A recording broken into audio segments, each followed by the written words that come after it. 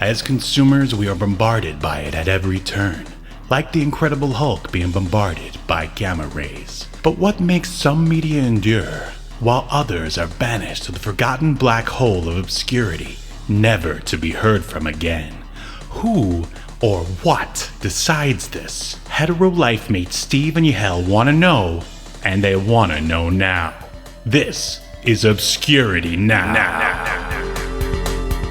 And what's up, Obscurians? It's time for another episode of Obscurity Now, the show that takes a look at weird and almost forgotten pieces of media. Then we decide if they should be remembered for all of human history or tossed into the black void of obscurity, never to be heard from again. My name is Steve, and with me, he's more of a Polly Pocket guy. It's Yahel. How are you doing? I'm doing great. I'm feeling mighty. How about yourself? Feeling something. Yeah. That. I just watched like an awful 90 minutes of television, and it legit put me in a bad mood with how awful it was. What was it? It was the series finale to Star Trek Discovery, and it was just so terrible. I really don't know why you tortured yourself with those new Star Trek shows, but hey, I mean, to be honest, it's the only one that's bad. Oh yeah. Well, season 1 and 2 of Picard were they had some good moments, but pretty bad too. But Strange New Worlds is good. Prodigy is good. Lower Decks is really good. Season 3 of Picard was amazing. It's really just Discovery. Well, don't worry. All the major studios are all burning down, so there won't be any new Star Trek or anything coming out. Well, this thankfully, mercifully, was the series finale. So no more Discovery, but the other ones are still moving forward. Yeah. They just finished season 3 of Strange New Worlds, and they renewed it for season 4. They did cancel Lower Decks, though. Oh, don't worry. The people who made that show are making the Golden Axe cartoon for Comedy Central, which makes Lower Decks, I will say Lower Decks was really good. Yeah, but why do we need a comedy take on Golden Axe? I want, legit. I agree, but I said the same thing about Star Trek, because Lower Decks is like a comedy also. And it was like a comedy, but it was more like a dramedy than anything, and it still had really good action. So they might be able to pull it off. I still think on the surface it doesn't sound like a great idea, but they proved me wrong once. That's Sega. As soon as things start going well for them, they find a way to fuck it up. So it's Mike McCann is the head guy on the new Golden Axe thing.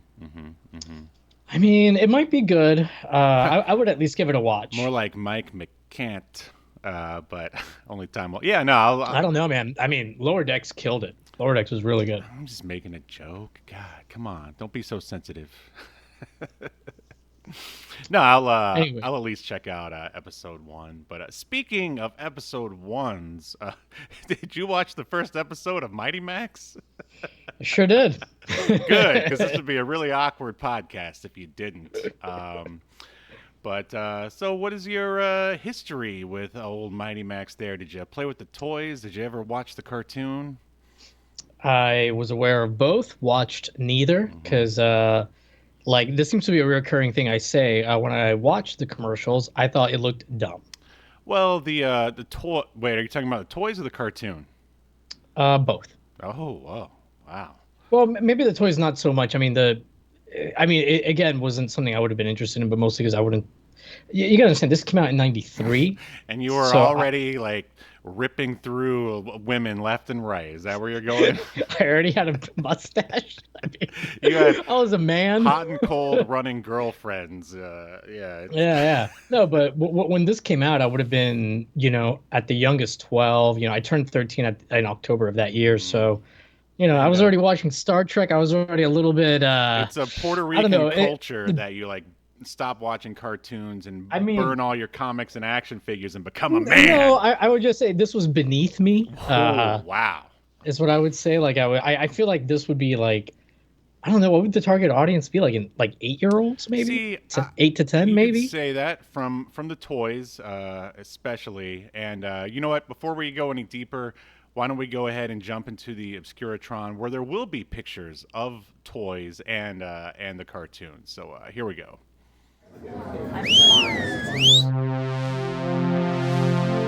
Welcome to your feature presentation.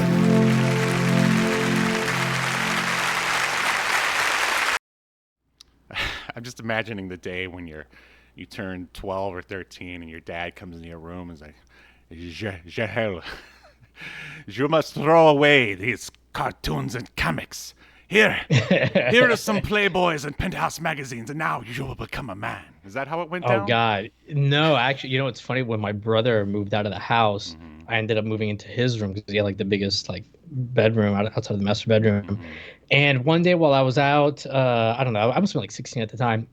I was out somewhere at probably Barnes and Nobles. Anyways, they like kept paging me on my You had a beeper. page? Yeah. That's great. And anyway, come home, 911, blah blah blah. Anyways, I get home and they're yelling at me because they found like a bunch of Playboys in the closet or something. So they were just going through my closet. Here's the thing though, I didn't own any Playboys. I had never bought one. Right. And funny enough, my brother, the one time he had impeccable timing, he shows up to visit at the house for something. The Playboys are like out on the coffee table. He walks in, he goes, "Oh, I forgot to get these. They were his." Wow, that is some sitcom timing right there. I know. So then I was like, "So what were you guys doing in my room? Wait, am I going through my stuff in my closet?" Yeah, what were they looking for? Nah, they're just psychotic Christian parents. Oh man, I've met some characters at my new job, but You think their God would have told them, "Hey, this isn't his," but I guess God wanted them to be embarrassed that day to teach them a lesson about something. I'm sure. they wanted He works them in mysterious ways. to yell at you. Yes, he does. How dare you question him? Yes. And so speaking of, God was like, "Today I need to drive a rift in this family." It's okay. Like the Cylons, I've got a plan. right. Well, speaking of Christ-like figures, back to Mighty Max here, the chosen one. But no, I definitely hear what you're saying. The toys definitely seemed like they were geared to maybe 8 and younger, which, in case anyone is interested, Polly Pocket was first, and I guess it was so successful, created by Bluebird Toys, like a British toy making company. That sounds like a British toy company named Blueba. Hey, you got your Blueba. Bluebird for Blue All right, Bloods. you got your Blueba Blue. and a bottle of water.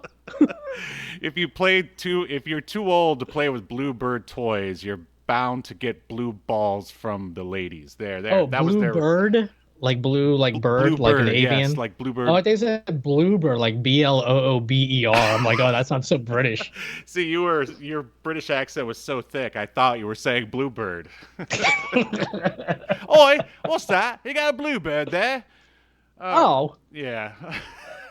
I don't know. I'm actually terrible with accents. So Oh, no. every accent I do devolves into like an Indian accent. Yeah, not like me in my representation of your dad's accent. That was just spot It's on. better. Actually, it was pretty good. It was pretty close to his accent, to be honest.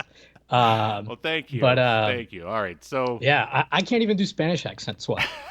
you've been Americanized too much. Yep. But yeah, so I guess Polly Pocket was so popular that they decided they wanted some sweet little boy cash and came up with the Mighty Max line. Phrasing.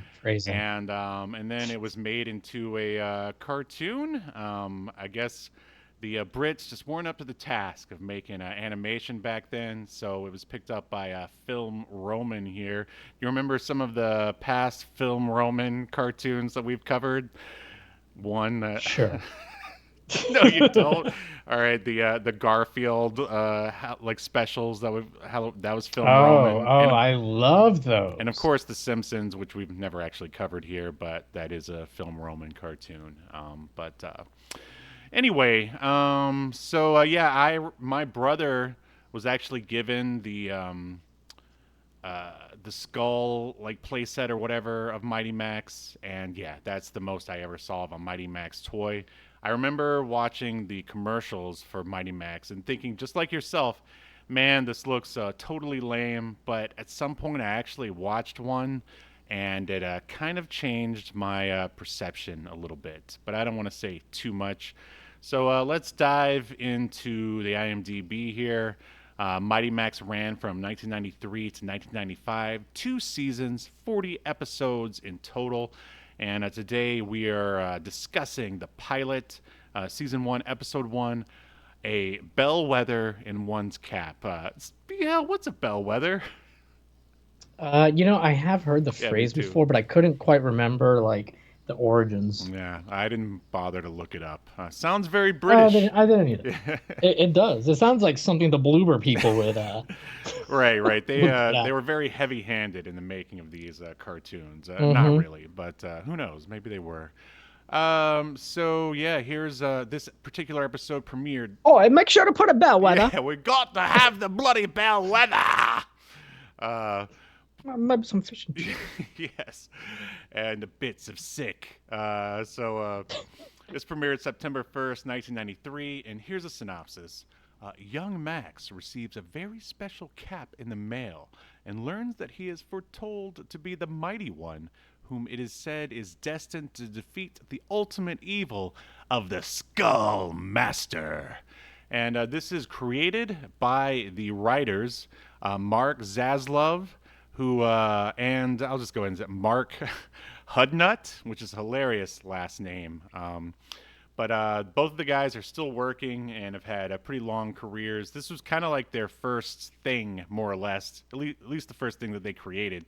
And Mark Zaslov, he created something else called Crow, which I don't know, I've never heard of it. He worked on, as a writer, he worked on Tailspin, Bob the Builder, and various Winnie the Pooh cartoons. I know how you love Winnie the Pooh. Calm down, Yahel, calm down. Love it. And Mark Hudnut, basically, anytime Mattel wants to make a cartoon or animated something or other, they go to him. He's worked on multiple Barbie and Hot Wheels shows, as well as, and this is a very obscure show from the 90s that we might want to check out someday, Captain Simeon and the Space Monkeys. You ever hear of that one? I have actually. Yeah. All right. Well, good. That's. I've never seen it, but I have heard I of it. think I saw like half an episode back in the day, but one day we'll throw it on the list. Sure. So this is directed by the great Gary Hartle, who has worked on Avengers: Earth's Mightiest Heroes, once again Captain Simeon and the Space Monkeys, Tasmania and Animaniacs, and I thought I might have dreamed this. Did you know there's a Blues Brothers animated series? Yeah, haven't we talked about that before? We haven't done an episode on it, but it must have popped up in the. Yeah, you're right. It's popped up in the IMDb's before. One of these days, well, I'm sure it's terrible. Yeah, I don't. I had a friend that liked it, and it was terrible. I'm not friends with him anymore. Well, good job. I'm not saying it's related, but I don't. But it didn't help. Yeah, exactly. All right, so that's it for me. Who are some of the voice actors? Quite the star-studded cast, it seems here. Yeah, pretty good cast. But I mean, I feel like a lot of these Saturday morning cartoons from the '90s, whether they're good or bad, tend to have like a pretty decent cast. Sure. Up first, we've got Rob Paulson playing the voice of Max. He has been in a million things. He was several characters on Animaniacs, Pinky, Yakko Warner, a bunch. He was also in Teenage Mutant Ninja Turtles. He was Raphael, Donatello. He's just done a lot of stuff, Steve. And I don't want to get into it. It's 564 credits. This episode. I'm sorry. It's so much. Yeah, no, it's so much. You've done enough. It's crazy. It's fine. Let's move on. It's crazy how much he's done. Yeah, I believe me. I wish I had that career. Yeah. Anyways, moving right along, we've got Tim Curry playing Skullmaster. Tim Curry, I mean, he's been in a million things. He's awesome. I don't think I really need to explain who he is to anybody. Right. Best known. What's your favorite thing Tim Curry's ever done? Oh man, there's a lot. I know that's hard to like, or just a couple of your favorites. Well, I'll definitely go with Clue first. Yeah, that would be one of mine because for sure. I'd say that's one of the few times he's in a leading role. Yeah. Man, for some reason, all I could think of is his like terrible, like, or not terrible, but his voiceover acting from from the '90s, because he was in Superhuman Samurai Cyber Squad. He did the Command and Conquer games too, right? Didn't he at one point? The Tiberian Sun. That sounds right. I just never really played those. I know they have terrible FMVs in the early days. Yeah, Ric Flair's in one of them. What? And we haven't covered you it didn't yet? know that? Hey, Yeah, does he ever yeah. I call mean, anyone I don't know if Captain I used to Dickhead? play. I'm at yeah. He's in Command and Conquer Red Alert. And oh, he's in Wing Commander 3. I don't remember him in that. Oh, he's Malik. Oh yeah. Okay. There's the Anyways, Disney's Three Musketeers. He was a bad guy in that, and that's a pretty fun movie. And of course, he's in Home Alone 2, which I don't know. Every year I watch it, I just realize that it's really a carbon copy of the previous Home Alone. But whatever. At least Tim Curry's yeah. there. How But about yourself? yeah. Oh, the Net. The Sandra Bullock? The TV series based on the Oh, movie. you're reading off the IMDb, you bastard. Yes. No, but like you said, Clue would definitely be one of them. I do remember enjoying his Command and Conquer FMV stuff because like he's the guy that always understands the assignment, Always does a great and job too. like even when other people, the writers, the director, the executive producer doesn't understand that what they're producing is Uh, a little dumb and campy, he understands it, and he understands just how to deliver everything. I mean, I've never not been entertained by him on screen, even if what I'm watching him in is You're awful. absolutely right, and even like voiceover wise too. It's like, Oh yeah, yeah, he definitely brought a lot of class to those early Sonic cartoons. yeah, yeah. I remember he was on Gargoyles. He was the cartoon. He was Doctor Anton, I want to say. Wow, that's a deep Uh, cut. Yeah. Well, he was in more than one episode. Mm, He was like in maybe like 10 episodes or something like that. nice. But yeah, anyways, great actor, Mm. one of the all-time greats in my book.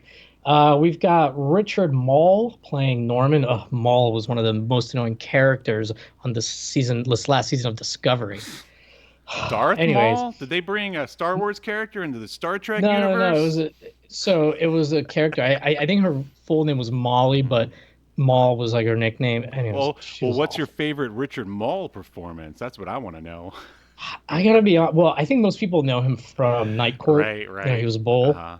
I'm not a fan of Night Court personally. Mm-hmm. The new one is real bad. Oh yeah, absolutely terrible. But he did play in the Highlander pilot for the series. He played the main villain and does a pretty great job. Oh, okay, Yeah. that's cool. And he's done quite a bit of voiceover animated work too. Yep. Um, but yeah, I mean, I don't really have a problem with him as a performer in anything I've seen him in. Right. Uh, just Night Court sucks. But It's that's just not one his of fault. those shows my mom always watched. I didn't really get it either. Night Court is so bad that even though Brent Spiner is in it as a reoccurring character, aka Data, still don't like it. Uh, All right. Frank Welker, no, Steve, I'm mad about Star Trek Discovery. Frank Welker, he plays Warmonger and the Lava Lord, which I guess is the Lava Henchman. Yeah. Or maybe it's the same name. I don't know, same character. But either way, Frank Welker. I mean, 894 credits. If you don't know who His, Frank Welker is by now, you've got a problem. yeah, Listener. I'm you talking know to what's listener. Yeah. Steve? Since we've been doing this show, his number of credits on his IMDb Mm. has gone up by 100. I believe you. I'm not. No, no, that's not a joke. Actually, more over 100. Looking at the year and the number of credits, that is insane. That is insane. That is insane. Anyway, yeah. He's been in Transformers, a bunch of things, Yeah. Star Trek, but which he pops up too much to give him a bumper for that. Sure. Anyways, then we've got Tony J playing Virgil. Which one's Virgil? He's the owl. Oh, okay, that makes sense. Anyways, he's also been in a bunch of stuff, lots of animated shows and things. You may know him actually, Steve, from Star Trek Elite Force 2. Does that sound familiar Only because I'm to pretty you? sure you've mentioned it before. Star Trek Armada 2? Does that sound familiar? Oh yeah, I was just playing it the other day. Son of a bitch. Oh, what about Third Minister Campio from Star Trek The Next Generation episode Half a Life, Cost of Living, excuse me. Yeah. I was just talking to my wife about that earlier Well, today. well, that's great. He was also in an episode of Night Court. Yay! Uh, Oh, that one I know. No. but don't play the bumper just yet because we've got Tress McNeil playing Max's mom. We only basically hear her voice in one scene. Right. She was also an Animaniac. She's got hundreds of credits to her name as well.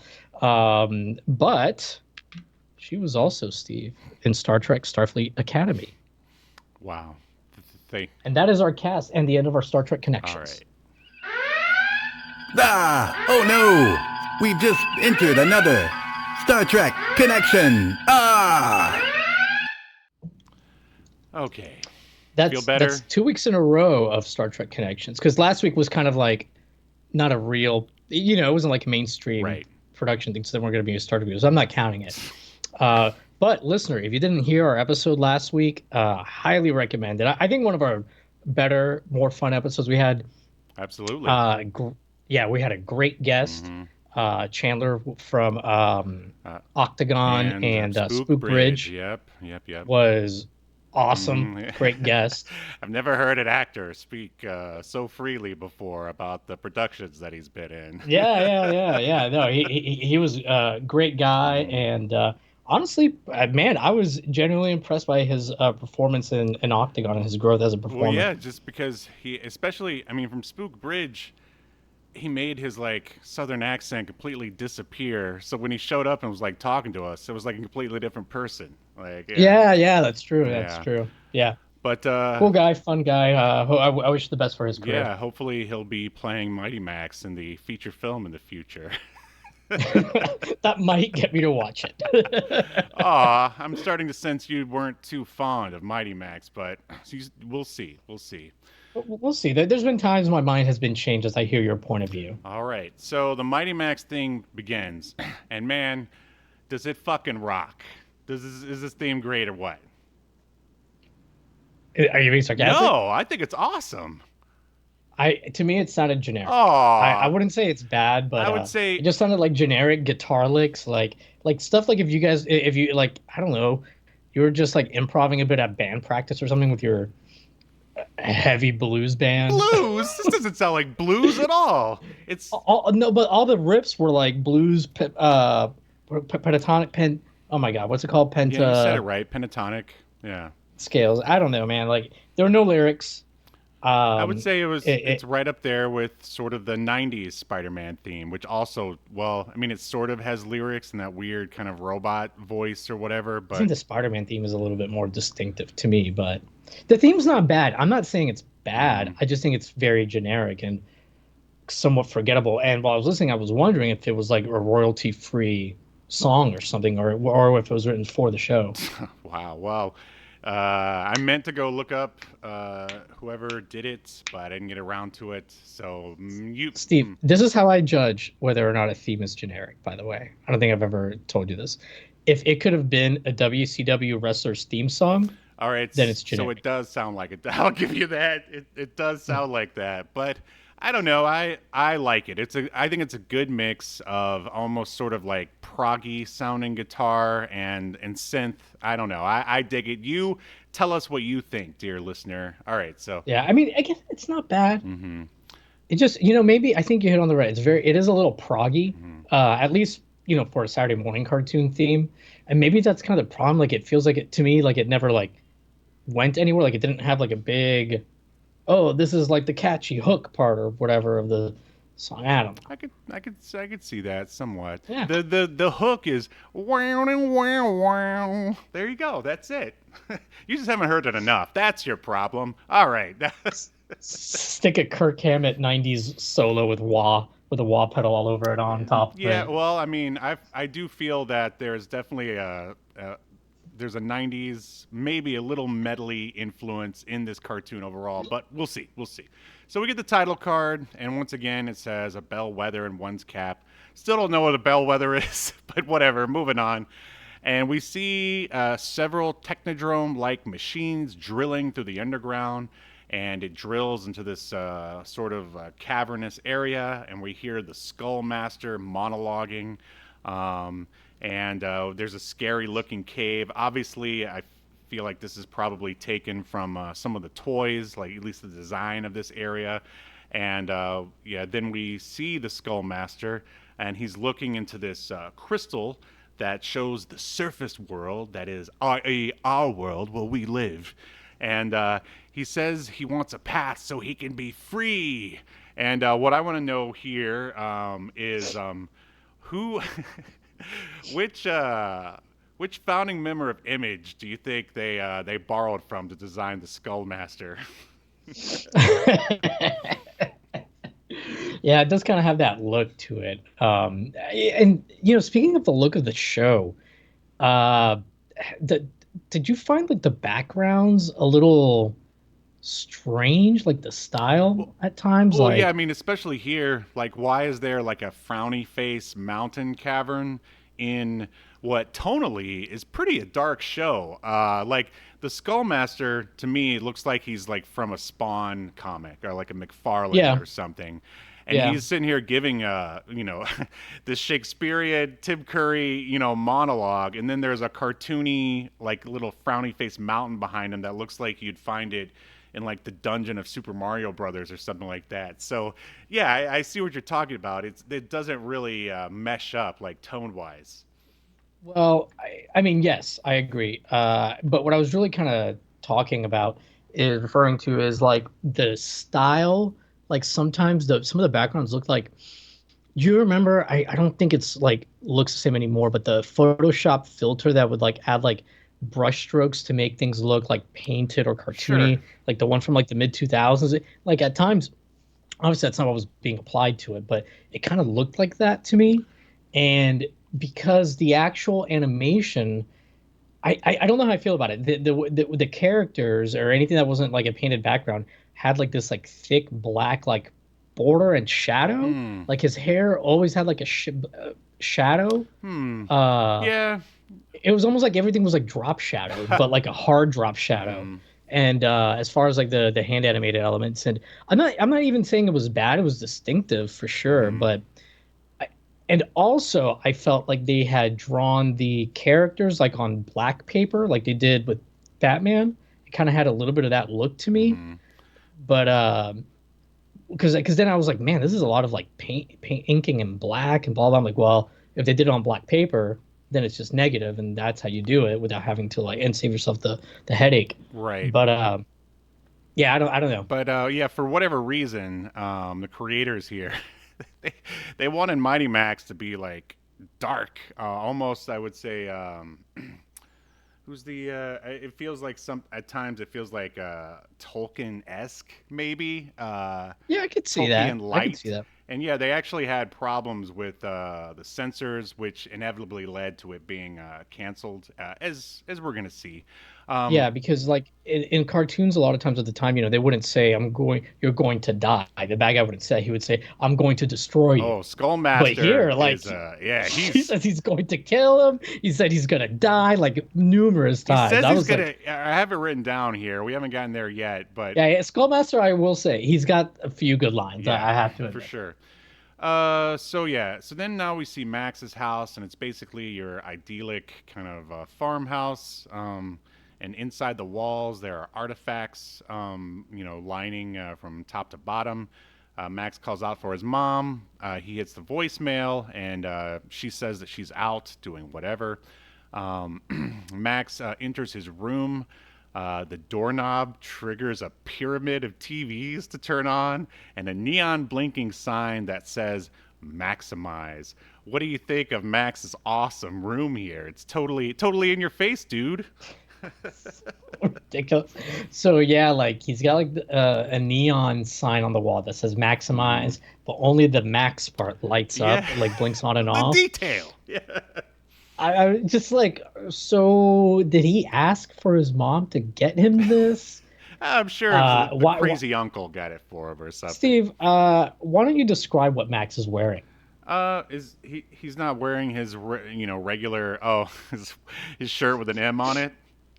He's wearing a white long shirt, very Alvin and the Yeah, Chipmunks-esque with shirt, an M. with a white shirt, long shirt with a red M on it, in case Hmm. he forgets how to begin spelling his name. Right? Yeah. Between the shirt and the sign on the wall and the fact that it only blinks max, I'm thinking he maybe had some kind of traumatic brain injury. Oh, Maybe he's got some kind of no, memory no, or you cognitive got issues. it all wrong, baby. Mad Max is all about himself. He's quite the egomaniac. I feel like he is, especially at the end when he like sort of pouts and is like, "I'm not going anywhere." Like, and he's the chosen one too. On top of it, so of course he's got an ego. I guess. I'll get to some of the things Mighty Max said later that were Yeah. odd choices. So I identified with a few of the things he said. I related. I'm sure you did. You sociopath, you. But no, I would say Max, his room definitely goes up into the great like 90s Hall of Fame rooms with video power. Clarissa explains it all's room, and I think there was somebody else's cool room that we covered, but I can't think of it at the time. But yeah, just ridiculous. Who needs a pyramid of TVs? Whatever. Max does, I guess. So Max drops his homework by a statue of Socrates. Now, I know you probably like that. Then he plops on the bed. He's greeted by his lizard by the name of Thor because, you know, if you're a cool kid in the 90s, you got to have like a pet that's not a cat or a dog. It's got to be like some cool like snake or something. So an alarm goes off. Then Max opens his window, and the cool 90s aesthetic doesn't stop there. So he looks out the window to see he's got a package, and then he talks to the delivery guy via tube. How cool is that, Yahel? How cool is that? The delivery guy, of course, talks like a surfer dude. Of course, yeah, he's a... it's the 90s, so we gotta have one of these characters in here. Thank you for acknowledging that, absolutely. So Max... See, I thought that Max was gonna, like, you know, send down, like, a like some sort of, you know, hook and ladder to bring the thing up to him. Because, you know, he's so 90s and in your face and lazy, of course. But no, He just goes downstairs. He grabs the package, unwraps it. It looks like a treasure chest. He then opens up the chest to reveal a statue of an owl. And since Mighty Max here, I guess, you know, it could be argued that his, you know, mom, you know, since she's an archaeologist, he's picked up a few things here and there. He automatically knows that the statue looks Egyptian, and he's able to decipher the hieroglyphics on the back of the statue with a nearby book that he has. Any comments on any of this stuff so far? No, I mean, pretty by the numbers, kind of Saturday morning kids cartoon stuff. Mm-hmm. You know, it's okay, I guess. He smashes the statue to reveal a red hat with an M on it. He puts it on, and the hat immediately transmits, I don't know if you want to call it magic or whatever, to the Skullmaster's diamond staff. This alerts the Skullmaster to him, who then immediately sends a lava man after Mighty Max. I don't know why I skipped over it, but basically the hieroglyphics in that Max was able to decipher tells him to go to the 7-Eleven, or here they refer to it as a mini mart, because you know those were all the rage back then. So yeah, Skullmaster sends the lava beast. Mighty Max then says like, "There's no way I'm going to that mini mart." Cut to he's going to the mini. By the way, though, so he gets the cap after he like drops the artifact or whatever they sent the statue. Yep. Yeah. What if he had never dropped it? Because he like accidentally drops it. But this has all been foretold, Yahel. It's all been prophesized. Okay. You know what? Actually, you're right. I'll give it a pass. No, it works within the rules that the show's established. So actually, you're right. So let's see. So Max goes to the mini mart. I forgot to mention this is one of Skullmaster's great lines as he directs the lava beasts to go after Mighty Max. He says, "Bring me his beating heart, and I'll eat it raw." It's like a Vince McMahon promo going on over here. What did you think of Skullmaster's threats here? Oh, I thought like, you know, Tim Curry did great. Mm-hmm. You know, I definitely recognize his voice after a few lines, and his delivery is good. The lines are pretty good. You know, he's definitely one of the highlights for me. Yeah, I loved it. I was like, wow, 90s extreme. Like they'll never They never have stuff like that in kids' cartoons these days. So let's see. Max puts the hat on, but nothing happens. Then he goes to the mini mart. He enters the mini. He has some performance issues, if you will. It happens. He's got to go to the mini mart to get some gas station boner pills. It happens to lots of chosen ones, or so I hear. What were you expecting to find when Max opened the mini mart? What did you think was going to happen? I don't know. Like, to be honest, I don't think I really had like a preconceived idea. I thought maybe that Virgil and Norman, because I've seen this one a few times. I thought that they would be waiting there for him. I was not expecting him to go in there and find the clerk of the mini mart fighting the lava monster with a bat. Yeah, that's well, I guess that's like a trope though, right? For the convenience store owner to like fight off like a robber or whatever with a bat or a shotgun, but it's a kid's show, so can't do that. It's so over the top that I thought it was hilarious. What I do think is also funny is that clerk is all, "Get out of here, Max! Like, run away!"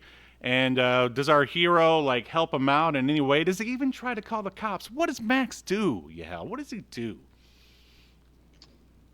Doesn't he just like bicycle away? Yes, he bikes away, and he's very like blasé and calm about the whole thing. Yes, that is one thing I will say. I don't know. In some ways, I kind of like it because he's like, Mr. Cool, sarcastic Rob Paulson guy. He's basically Raphael in like kid form. But yeah, at the same time, you think like he would be a little more freaked out about the whole endeavor. But yeah, so there's a lengthy chase. But maybe that's just one of the reasons why he's the chosen one. There you go. See, because he's cool under pressure. See, that's take it from Mighty Max, kids. Like, don't take anything seriously in life. Just quip at it, and eventually you'll be okay. That's what got me to where I am today. Anyway, so after a lengthy bike chase, Max almost crashes, but as he's like flying through the air, the hat opens up a portal. He falls through and falls at the feet of a Virgil, a anthropomorphic owl man / wizard, and Norman, who is Max's bodyguard. So Yahel, once again, which image creator do you think they borrowed from to design Norman here? I don't know, maybe a little Mark Silvestri. What do you think? I'm thinking Liefeld, 100%. Yeah, I can see that. That makes more sense. Shoulder pad. He's got he's got two different. He's got a bare like forearm, and then for whatever reason has Shadowhawk style armor on the other hand, and a chain for a belt. I mean, you can't get much more 90s than that. So Virgil says he's like, you got the package I sent you, which was prophesized millions of years ago. And then, oh man, this is definitely a cliche of action movies, and I would say action cartoons. Max holds up his hand and says, "Get away from me! I know the deadly art of voodoo." And they just sort of look at him and ignore him. What did you think of that little quip? Thought it was lame. Yeah.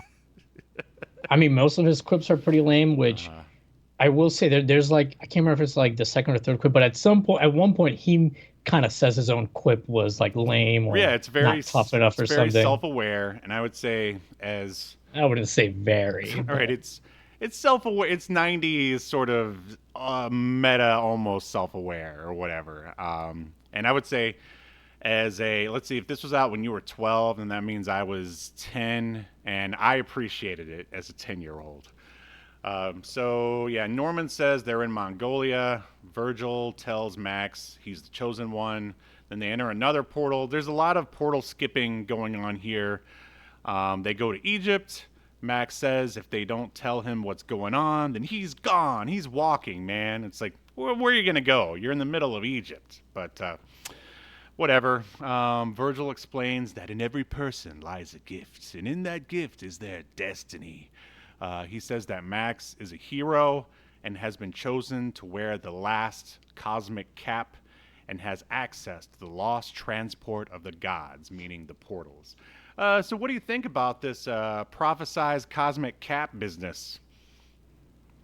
I mean, I thought the whole like prophesized thing was really tropey. Not very creative. So like, I don't know. I wasn't really into it. I mean, again, I get it. It's a kid's show. But damn, if I was a kid watching this, I'd be like, damn, this is like every other show I watch. I wouldn't say that. I mean, I feel like Mighty Max is pretty extreme compared to a lot of them, but we don't get a lot of this sort of fantasy elements and a lot of the other shows that were going on in the '90s, at least that I could think of. I mean, you mentioned Gargoyles earlier. I would say that one. Was there any other fantasy stuff going on back then that I'm missing, like off the top of my head? I'm trying to think. Did Chronicles of Narnia have a cartoon? I don't think so. They just had I mean, they had that old one like back in the '80s, but that's more like a animated movie. I mean, wouldn't you say? I mean, I guess it's before this, but He-Man. I would say that's kind of I fantasy. feel like yeah, '80s was the time of like sort of high fantasy, and then in the '90s, 90s is like all about cool tech. yes, absolutely. So yeah, I would say that at least made Mighty Max stand out a little bit back then. But yeah, I mean, as we've discussed before, I'm not a huge fan of like destinies and oracles and prophecies and things like that. But because like it's then like you don't even have to worry about making decisions because things have already been foretold and I mean whatever. Yeah, I guess for the sake of Mighty Max, that's how it works in this world. But my question is like, why? And I think they might have mentioned this later on in the series, like a cosmic cap. Like, why is it a hat? Like, Right. What about his quip when he like after he puts it on and like the powers or the portal whatever appears, he's like looks into the cap, he goes, huh, I guess this wasn't made in Taiwan. it's so '90s. Like, I don't know. At this Yeah. point, that's like a warm, nostalgic blanket for me. Because, like, that quip has been used like a million times in a million action Yeah. movies in the '90s. Yeah. Yeah. Yeah. Yeah, that's basically the backstory you get there. I think basically the way they explain the cap is that depending on who the chosen one is at the time, it appears in however it's supposed to be for that particular decade or time. I might be getting that from something else entirely, but that's what I remember. Anyway, they go through another portal and land in a pool of water by the Taj Mahal. This comes into play later at the end of the episode. Then they take a portal to France. Virgil says that it's his job to teach him how to be a hero, and Norman is his guardian. So basically, Virgil is the Obi-Wan Kenobi, and Norman is just Norman, I guess. Any more comments before I move on? No, no, not. I mean, not- what do you think of Norman? Because as a kid watching this in the '90s, I thought Norman was pretty badass. he's all right. I mean, it's hard to tell because like you don't really like see him do too much in this episode, and you don't really get like too much of his personality or anything. Right. So for me, it was hard to judge him.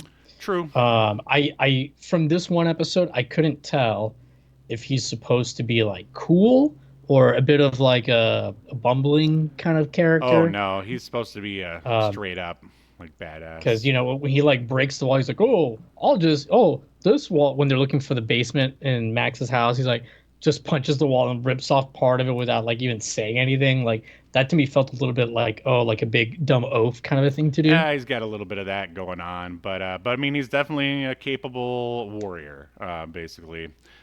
So now, yeah, they portal back to Max's house. Virgil explains that Skullmaster was the one who sent the lava beast. They enter the house, and we see the leg of the lava beast like step into frame before as they go inside. Inside, Virgil looks for a basement, and Max is like, we don't have a basement. And just as Yahel said, Norman rips down some drywall to reveal a door. They enter it, and it looks like an Egyptian tomb, and Virgil says it's a gateway to Skull Mountain. Did you have a gateway to Skull Mountain in your house? No, I You did didn't have a not. gateway. What about a gateway Wait, computer? no, I had an AST computer. What the But hell? we did have a portal to heaven called the Bible. Wait. What is an AST computer? It was just like a 90s. I think they were around to like early 2000s. It was just a computer brand Yeah, at we. the time. There were so many like random computer brands in the 90s, but yeah, I had a really nice little all-in-one 14-inch screen. Dude, I remember when I got that computer. Yeah, it was like a 486 DX266 megahertz, 4 megabytes of RAM. Mhm. And I remember it came with a 420 megabyte hard drive. And I remember telling my parents, without a hint of irony, 420 megabytes, I'll never fill this up. I think we all uttered that back in the 90s. Anytime I buy a new hard drive, even to this day, I'm like, 4 terabytes. I'm never going to fill this thing up. And then 4 months later, I'm already looking to buy another. But yeah, we had a compact Presario, um, whatever that means to anyone. So, all right, the lava beast shows up, dashes after Max. He moves out of the way, basically, or Virgil sort of pushes him out of the way, and the lava beast ends up pushing Virgil through the portal. They both go through, and then the portal closes. And then basically, Max and Norman are like, oh, we have to go after him. So that's exactly what they do. They appear back in that cavernous area that we saw at the beginning. They get attacked by rock monsters. Norman kind of gets overrun. It's basically a way to get him out of the picture so Skullmaster can show up, and he basically laughs at the size of Max. And as he's sort of hurling, Calls him a pussy. he's just like, a boy! I can destroy you. I can eat your hearts, boy, with some fava beans and a nice Chianti. Yeah, I think he like called him a worm. A worm, yeah. And so he's like sort of advancing towards Max. Max is backing up. And as he's doing that, Skullmaster is like, it's your time to die. But then Max bumps into the crystal, which is unguarded, which I definitely roll my eyes at this because it just sort of seems like they're just sort of trying to move things along. Like, why would the Skullmaster leave the crystal just lying around if it's so important? But Max knocks it over and uses that as a diversion. Skullmaster tries to catch it, and Max runs around him. Max finds Virgil hanging from a chain over like a pool of lava. He lifts him up, and then more lava monsters show up, voiced by Frank Welker. And then that guy that he also voiced, Warmonger, he's there just for a minute to try to like jump after Max, and he basically falls to his death. So right there, we have the first death in Mighty Max here in the pilot for all you 8-year-olds to enjoy. And there's a funny, well, unfunny, maybe a quip from Max here as the lava monsters show up. Do you remember what it was? I remember him saying something, but I don't remember what he I said. think we're in deep dish pizza now. So you can use that one in your daily vocabulary there. Mm, I think I'm good. I'm good. All right. So Max and Virgil jump over the ledge and swing on the chain that was originally holding Virgil. And then Warmonger falls to his death. Max throws Norman. They then land like in the area where Norman is battling some of the lava monsters or rock monsters, whatever they are. He throws him a sword, and then Norman kills even more monsters. But we get to see it via silhouette. I meant to comment earlier. I like a lot of the sort of choices they make with the cinematography in this episode. What say you? Yeah, some of the shots are interesting. Um, I I wouldn't say that I'm as in love with them as you are, because some of them are also like very, generic, cheap, money-saving ones. Like when he's running away from the lava monsters early, the first lava monster, Mm. they do the thing where he's like runs past the same background, repeating background a few times. Hanna-Barbera classic right there. Yeah. Yeah, yeah. So that you definitely get some of that stuff, which I mean I get. They gotta make money and they don't have a lot of time to make these episodes. Uh, but yeah, there's some cool shots. All right, so moving on, our trio of heroes, they go down a slide. Virgil says there's a portal, but it's 30 feet away over a pool of lava. Then Skullmaster shows up.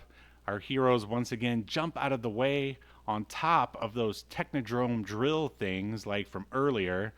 Nice little tease at the beginning. Now this I also sort of cringe at. Mighty Max jumps in the pilot seat and immediately knows how to drive it, of course. Yeah. You can argue that, again, that's sort of 90s action hero trope. That doesn't mean I have to like it. Isn't it kind of weird, though? So Skullmaster is obviously this magical fantasy being, and he has to have these obvious science fiction or these mechanical devices in order to drill his holes through the earth. Does that make sense? No, I mean, when I saw that, I was like, well, maybe it was to sell toys. No, was the only thing I could think of. Well said, yeah. I mean, why not? You'd think the lava monsters and the rock monsters would be strong enough to just burrow through themselves. Yeah, that's a good point. I didn't even think about the toy selling thing aspect there.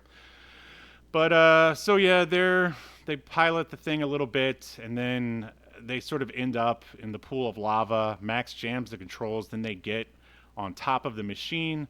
Basically, the drill-a-majig is floating on the bed of lava towards the area where the portal is going to open up, and there's a waterfall of lava ahead of them. Classic sort of Indiana Jones stuff. I thought it was funny that they all felt they needed to hold hands at this point in order to jump and to make it through the portal, but I guess it makes sense. Skullmaster shows up at the last minute and says, "You will die, chosen one." And then they jump over the waterfall, portal opens up. Basically they go through the portal, the drill goes over the edge of the lava fall with Skullmaster with it, basically screaming, right. "You will die, chosen one." What an image that was sure to haunt the dreams of 8-year-olds everywhere. Any thoughts on our climax here? I mean, it was fine. Mm-hmm. Again, it was kind of surprising to hear the "you're gonna die," because doesn't he say 3 times or something Yes. But I mean, nothing here to me seemed particularly, or other than it being darker than expected, nothing really stuck out to me as particularly different or unique or inventive. Okay. I would just say Zaslav and Hudnut, I mean, they just really wanted to push the envelope on kids, on kids' IP cartoons back then. They were just nah, we could make some sort of cutesy thing or whatever, but no, we gotta have Skullmaster say he's gonna eat the lead character's hearts. Because I don't know if they were intentionally trying to scare kids, or I don't know, maybe they just thought they were artists or something, but I don't know. Good for them, I guess. All right, so we're almost done here. The portal opens in Australia. Virgil says there's a portal 50 miles away, and Max says he's not going and sort of pouts, and the Max and Norman walk away, and but then he's like, "Oh, hey, where are you going? Oh, okay. Can I get a piggyback ride?" And then that's basically the end of the episode. Aside from, in classic 90s fashion, they, I guess, tried to make it educational. It can't be all heart-eating, Yahel, and threatening to make people die and stuff. There's got to be... It definitely wasn't jarring or out of nowhere. Right. So Max tells us some little fun facts about the Taj Mahal, and that's it, basically. That is... the end of Mighty Max. Did you think it was odd that when Virgil tells him that his name is Mighty Max, that Mighty Max himself talks about how lame of a name that is and how it sounds real stupid, and doesn't even say it sounds like a wuss or something like that? Yeah, well, I would say that's got to be our writers here. I mean, like I said, this was... Well, yes, I do believe the writers wrote that. No, I mean, they're saying that... I mean, this was their first gig.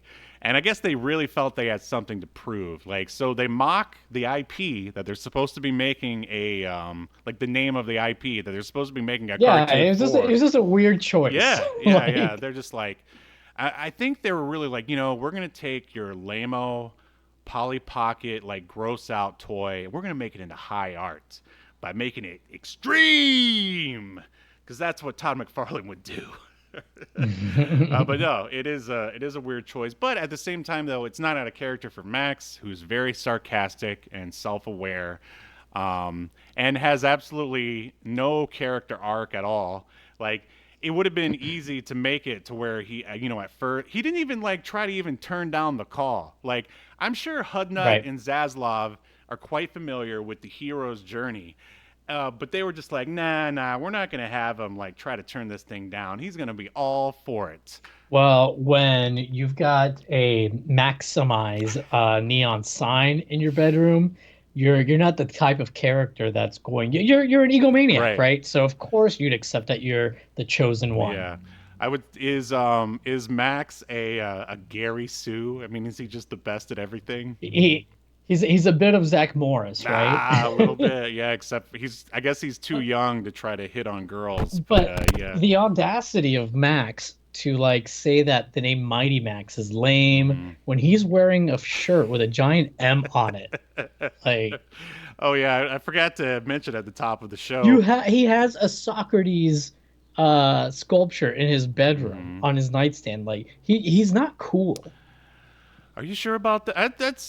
I could picture you having something like that in your bedroom when you were like 8 to 10 years old, or maybe not Socrates, so Captain Picard, baby. I mean, it wasn't cool either. It's true, but hey, the nerds rule the world now, so it's cool now, right?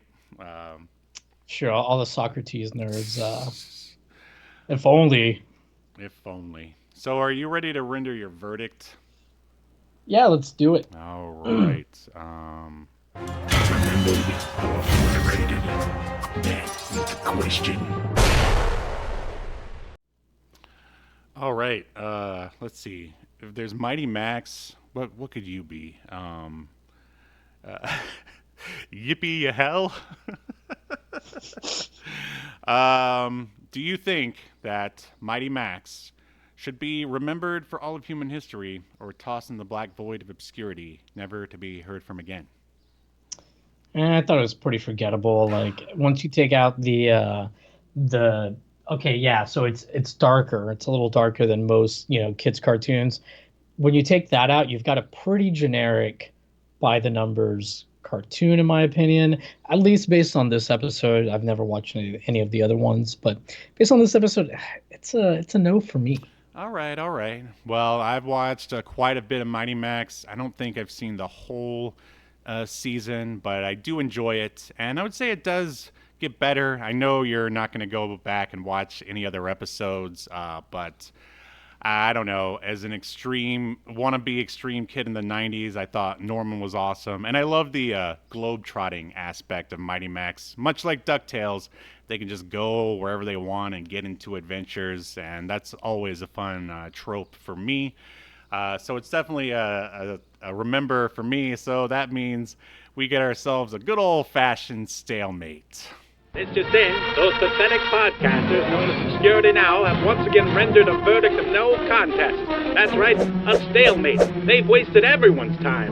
They are just as lazy as Congress and twice as corrupt. Boo, I say, tar and feather 'em. Get out the guillotine. Boo to stalemate, and boo to Obscurity Now. All right, Obscurians, you let us know what you think about Mighty Max. Let Yahel know why he's wrong. Anything else to add before we sign off here? No. I'm good, sultry Steve. I like that. A little too much. But I'm trying to think if there's anything else worth talking about. I think we covered everything at the beginning. Oh, I forgot to mention that this was supposed to be a tie-in with the new Mad Max movie, which doesn't have Mad Max, but as is Mighty Max also doesn't have Mad Max. So there you go. Algorithm. You take this episode, You did it. throw it out to anyone who's talking about. Just title it like "Mad About Mighty Max." Are you? There you go. That way you get mad in the title. Are you interested in seeing Furiosa at all? I don't know. I mean, I didn't even see the last Mad Max so movie. Good. You got to check it out. Is it as good as Mighty Max, Steve? I think you would probably like it a lot better. Is this like the third of the new Mad Max movies? No, or this Furiosa is the second. Yeah.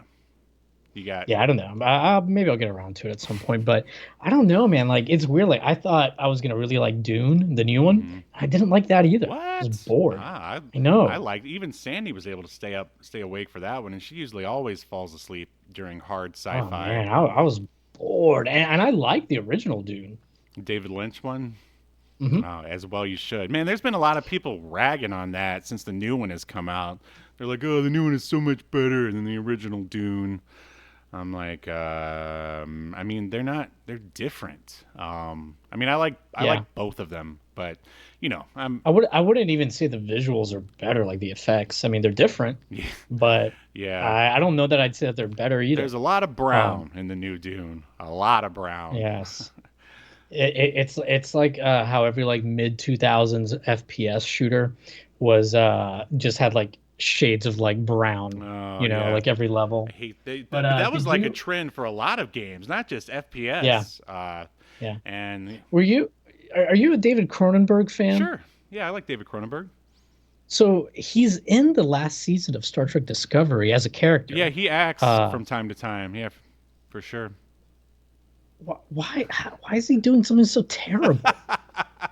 I was shocked. At first when he showed up, I was like, oh, is it going to be good? Because I wouldn't expect him to be like, yeah, I'm going to do something bad. He must just be like a big Star Trek fan and was like, sure, I'll do anything. Yeah, I mean, Star Trek in it. I don't exactly know what his what makes him choose a role or not, but like he shows up at the end of like Jason X, the Jason in Space movie, you know? Oh my God, that's right. Yeah, so it's David Cronenberg. He's Canadian, you know, so who knows what he's thinking up there in his Cronenbergian Chrome Dome. Yeah. All right. Well, I think that's going to do it for us here. Thanks so much for listening.